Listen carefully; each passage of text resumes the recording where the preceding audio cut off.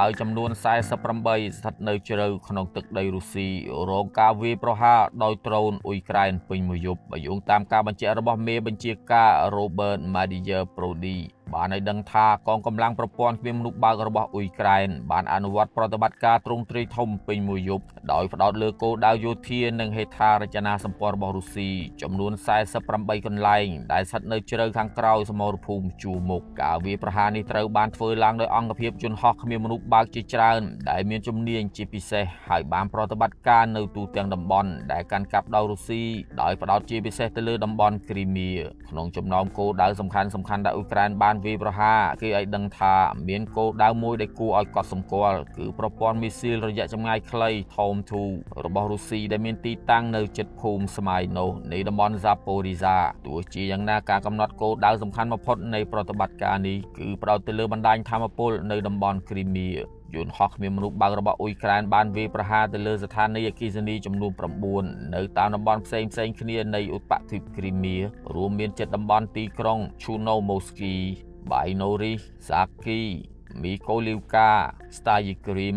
និងតំបន់ភាគខាងលិចគ្រីមៀបន្ថែមពីនេះកងកម្លាំងអ៊ុយក្រែនក៏បានកំណត់គោលដៅលើស្ថានីយបង្ហាប់ឧស្ម័នហ្គ្លូជីដែលជាផ្នែកសំខាន់នៃហេដ្ឋារចនាសម្ព័ន្ធដែលគ្រប់គ្រងដល់ការចែកចាយថាមពលនៅក្នុងតំបន់ដែលកាន់កាប់ដោយរុស្ស៊ីទំហំនៃប្រតិបត្តិការនេះបានបង្ហាញពីការកើនឡើងនៃសមត្ថភាពនិងភាពស្ទាត់ជំនាញនៃកងកម្លាំងយន្តហោះគ្មានមនុស្សបើករបស់អ៊ុយក្រែនបេសកកម្មនេះបានរួមបញ្ចូលអង្គភាពជាច្រើនដូចជាកងពលតូចទី414កងរក្សាធំទី413អង្គភាព Phoenix កងពលតូច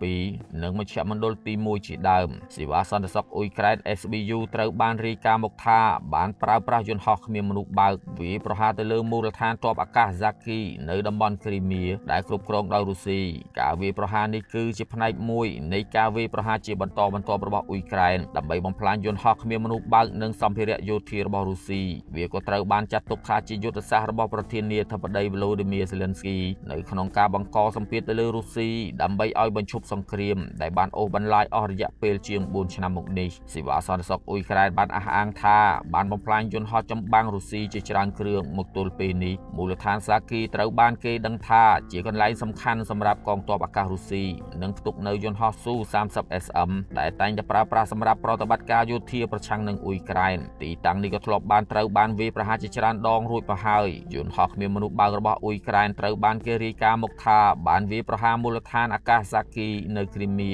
ដែលអាចឲ្យទីតាំងដែលជាជម្រកសម្រាប់ផ្ទុកយន្តហោះប្រហែល7គ្រឿងត្រូវបានខូចខាតហើយក្នុងនោះក៏មានយន្តហោះប្រភេទ Su-30SM Su-30 និង Su-24 អាចត្រូវបំផ្លាញឬខូចខាតផងដែរទោះជាយ៉ាងណាអ្នកនាំពាក្យសេវាសន្តិសុខអ៊ុយក្រែនបានបញ្ជាក់ថាមិនទាន់មានភស្តុតាងបង្ហាញច្បាស់ពីការវាយប្រហារនោះទេប៉ុន្តែការវិភាគពីរូបភាពផ្កាយរណបពី Venus បានបង្ហាញថាផ្នែករបស់យន្តហោះដែលមានរចនាសម្ព័ន្ធរឹងមាំចំនួន4បានបង្ហាញសញ្ញាខូចខាតហើយទ្វារយន្តហោះក៏ត្រូវបានរបើកធ្លាក់ចេញនៅលើផ្លូវរត់របស់យន្តហោះនោះផងដែរទោះបីជាយ៉ាងណារូបភាពនៅមុំខាងលើមិនអាចបញ្ជាក់បានថាមានយន្តហោះនៅក្នុងទីតាំងស្តុករបស់វានៅពេលវាយប្រហារឬយន្តហោះទាំងនោះរងការខូចខាតពិតប្រាកដនោះទេហើយក៏មិនអាចកំណត់ពេលវេលានៃការខូចខាតបានច្បាស់ដែររូបភាពពីផ្កាយរណបមុនពី Planet Lab ក៏បានបង្ហាញពីការខូចខាតដូចគ្នានេះដែរយ៉ាងណាក៏មានការសន្និដ្ឋានថាវាអាចទៅរួចដោយយន្តហោះដែលឈរជើងនៅក្នុងទីតាំងរបស់វាអាចរងការខូចខាតដោយបញ្ហាអគ្គិសនី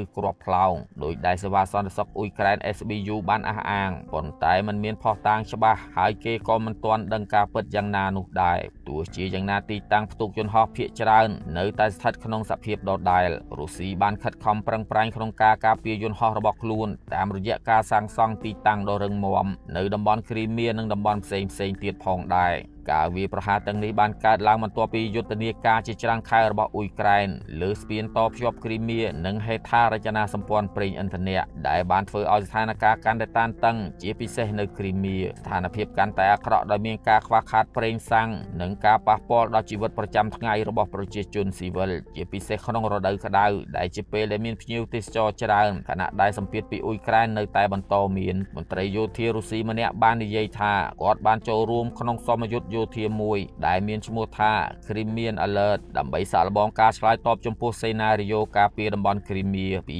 ការវាយប្រហាររបស់អ៊ុយក្រែន វរៈសេនីយ៍ឯកបំរុងនឹងជាអ្នកជំនាញយោធា Viktor Murakowski បានអះអាងថាសមយុទ្ធនេះផ្ដោតលើសេណារីយ៉ូពីការចោះចតរបស់កងកម្លាំងអ៊ុយក្រែននៅគ្រីមៀនិងវិធានការដើម្បីទប់ទល់គាត់បានបន្ថែមថាសមយុទ្ធត្រូវបានរៀបចំដោយផ្អែកលើបទពិសោធន៍មន្ត្រីបំរុងនិងមន្ត្រីចូលនិវត្តន៍ហើយមានការបែងចែកភាគីសាកល្បងដែលភាគីមួយប្រើបច្ចេកវិទ្យាស៊ើបការនិងការវាយប្រហារទំនើបខណៈភាគីម្ខាងទៀតត្រូវបានធ្វើការការពារទោះជាយ៉ាងណាការវិភាគមួយបានលើកឡើងថាសេណារីយ៉ូក្នុងសមយុទ្ធនេះមិនស្របទៅនឹងសមត្ថភាពពិតរបស់យោធាអ៊ុយក្រែននោះទេព្រោះអ៊ុយក្រែនមិនមានកងទ័ពជើងទឹកកម្រិតធំឬសមត្ថភាពធ្វើការវាយលុកទ្រង់ទ្រាយធំដោយការលើកឡើងក្នុងសមយុទ្ធនោះទេសេណារីយ៉ូនៃសមយុទ្ធយោធានេះគឺការក្លែងធ្វើការវាយលុកតាមសមុទ្រឆ្ពោះទៅគ្រីមៀផែនទីបង្ហាញពីទិសដៅចលនាពីតំបន់អូដេសានិងភាគពីរយប់នៃសមុទ្រខ្មៅឆ្ពោះទៅឧបទ្វីបគ្រីមៀដោយមានការបែងចែកភាគីខៀវនិងក្រហម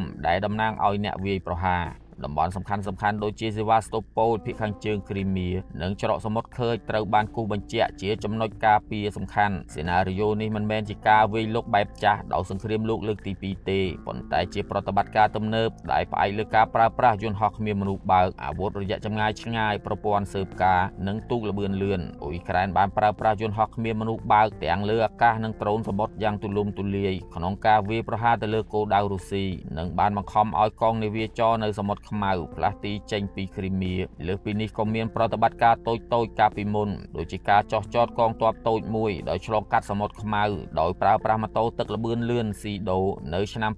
2023ផងដែរកងកម្លាំងដែលចូលរួមក្នុងប្រតិបត្តិការតូចត្រូវបានបំពាក់ដោយអាវុធដូចជាគ្រាប់បែកដៃកាំភ្លើងយន្តប្រព័ន្ធការពារដែនអាកាសចល័តនិងឧបករណ៍ផ្សេងដើម្បីវាយប្រហារលើទីតាំងរុស្ស៊ីទោះជាយ៉ាងណាប្រតិបត្តិការទាំងនេះមិនបានបង្កើតការគ្រប់គ្រងបានយូរអង្វែងទេប៉ុន្តែត្រូវបានចាត់ទុកថាជាសារព្រមានបង្ហាញថាគ្រីមៀមិនអាចត្រូវបានគ្រប់គ្រងបានយ៉ាងងាយស្រួលនោះឡើយទោះបីជាការវាយលុកទ្រង់ទ្រាយធំនៅគ្រីមៀមានសភាពមិនប្រកបប្រជាក៏ដោយអ៊ុយក្រែននៅតែអាចបង្កការខូចខាតយ៉ាងខ្លាំងដល់កងកម្លាំងហេដ្ឋារចនាសម្ព័ន្ធប្រេងនិងថាមពលនិងសម្ភារៈយោធារបស់រុស្ស៊ីនៅទីនោះយ៉ាងណាប្រធានាធិបតីវ្លាឌីមៀពូទីនបានបដិញ្ញាចិត្តយ៉ាងមុតមាំថារុស្ស៊ីនៅតែបន្តការវាយប្រហារទ្រង់ទ្រាយធំដោយមីស៊ីលនិងយន្តហោះគ្មានមនុស្សបើកទៅលើទីក្រុងនានារបស់អ៊ុយក្រែនការលើកឡើងនេះបានកើតឡើងបន្ទាប់ពីរុស្ស៊ីបើកការវាយប្រហារធំបំផុតមួយទៅលើទីក្រុងគៀវដែលបណ្ដាលឲ្យមានមនុស្សស្លាប់ជិត30នាក់និងរបួសជាង90នាក់ក្នុងអំឡុងទស្សនកិច្ចទៅកាន់ប៉ុស្តិ៍បញ្ជាការលោកពូទីនបានជួបមេបញ្ជាការយោធាជាន់ខ្ពស់